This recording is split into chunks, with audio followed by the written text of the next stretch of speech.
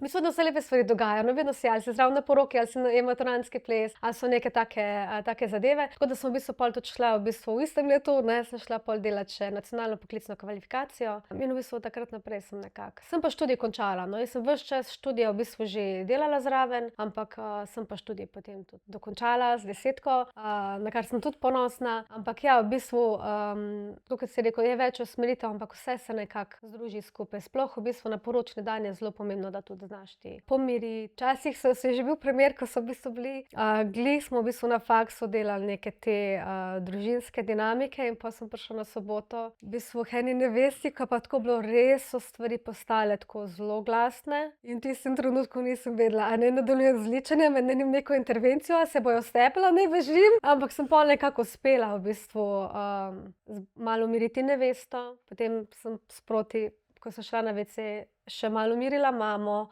tako da se je v bistvu uredilo eno z drugim, ampak ja, je pomemben neki dodatek tudi zraven to, ker si le v bistvu z nevesto v bistvu v enem takem zelo stresnem dnevu, ne.